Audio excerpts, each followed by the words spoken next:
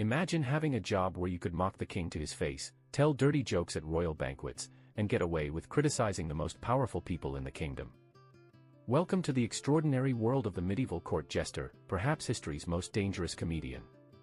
Today, we're diving deep into what it was really like to be a court jester. We'll explore their daily lives, their surprising political influence, and why being funny could literally be a matter of life and death. The role of the court jester emerged during the medieval period, roughly between the 12th and 16th centuries. But where did this peculiar profession come from? Court jesters evolved from earlier traditions of wandering minstrels and entertainers who traveled from village to village. As royal courts became more established and sophisticated, rulers began to keep permanent entertainers on their payroll. The jester served multiple purposes beyond mere entertainment. They were living symbols of the ruler's wealth and sophistication. After all, only the most powerful could afford to keep someone whose sole job was to amuse them. But jesters weren't just medieval comedians. They were often the only people in the entire kingdom who could speak truth to power without losing their heads. This unique position made them invaluable advisors disguised as entertainers. So what was a typical day like for a court jester? Let's follow Patch, a fictional but representative jester at a 14th-century English court. Patch would wake in servants' quarters, though jesters often enjoyed better accommodations than other court staff. His first task: preparing his act for the day. This meant more than just thinking up jokes. He had to stay informed about court politics, recent events, and the king's current mood. Jesters were expected to be ready to perform at a moment's notice. They might be called upon to entertain during breakfast, lighten the mood during tense political meetings, or provide comic relief during formal ceremonies. The afternoon often brought the jester's most important work. During court sessions, Patch would position himself strategically to observe the proceedings.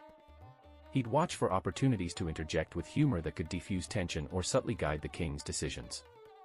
Jesters also served as informal messengers and spies. Their freedom to move throughout the castle and speak with anyone made them valuable sources of information about court gossip and potential threats. Evenings were prime time for jesters. Royal banquets provided the perfect stage for their performances. Patch would regale guests with stories, lead drinking songs, and perform physical comedy. But he had to be careful. What was funny to a drunk nobleman might be treasonous to a sober king the next morning. A successful jester needed an extensive toolkit of skills and props. Slapstick was a jester's bread and butter. They performed acrobatics, juggling, and pratfalls. The classic jester's costume, with its bells, colorful patches, and fool's cap, wasn't just for show. It was designed to enhance physical comedy and make the jester immediately recognizable. Jesters were masters of puns, riddles, and double entendres. They could turn a phrase to have multiple meanings, one innocent, one subversive. This skill was crucial for delivering criticism without crossing the line into open rebellion. Most jesters could sing and play instruments. They composed satirical songs about current events and court personalities. Music provided another layer of protection. It's harder to accuse someone of treason when they're singing. Jesters often told elaborate tales, mixing fact with fiction. These stories could contain moral lessons, political commentary, or simply serve as escapist entertainment. The best jesters knew how to read their audience and adjust their stories accordingly. Perhaps most importantly, jesters had to master timing. They needed to know when to speak and when to remain silent, when to push boundaries and when to retreat. A joke told at the wrong moment could be fatal. The court jester occupied a truly unique position in medieval society. They existed outside the normal social hierarchy, which gave them both incredible freedom and constant danger. Jesters could say things that would get anyone else executed. They could mock the king's appearance, criticize his decisions, and point out his failures, all under the protection of being just entertainment.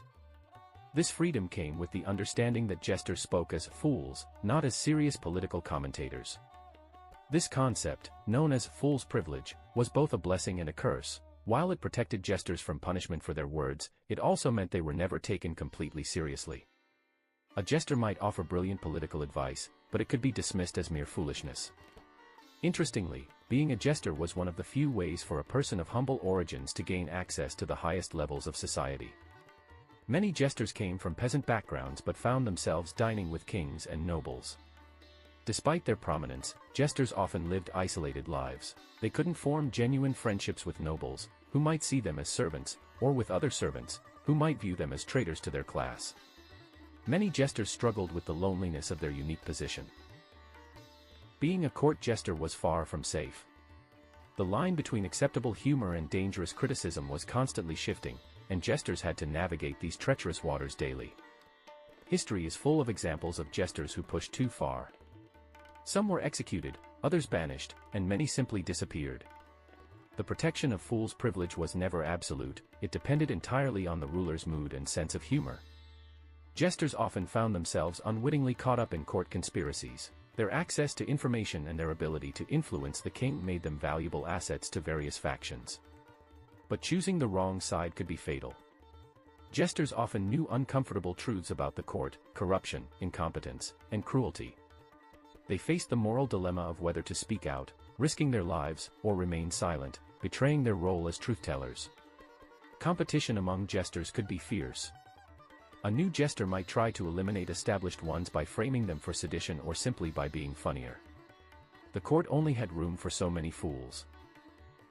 Let's look at some of the most famous jesters in history and what made them legendary. Will Sommers, Henry VIII's jester.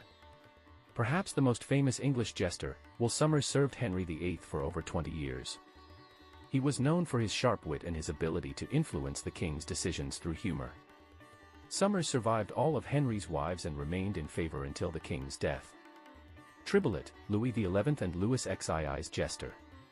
This French jester was known for his cruel wit and his ability to mock anyone, including the king. He inspired the character in Victor Hugo's The Man Who Laughs, and later Verdi's opera Rigoletto. Yaroslav's jester, Russian court. In medieval Russia, jesters held special significance. One famous unnamed jester served Prince Yaroslav and was known for his ability to predict political events through his seemingly nonsensical ramblings. The Fool of Moorish Spain. Islamic courts also had their own versions of jesters. These entertainers combined humor with poetry and often served as cultural bridges between different communities within the diverse medieval Spanish kingdoms. The golden age of court jesters began to decline in the 16th and 17th centuries. Several factors contributed to their disappearance.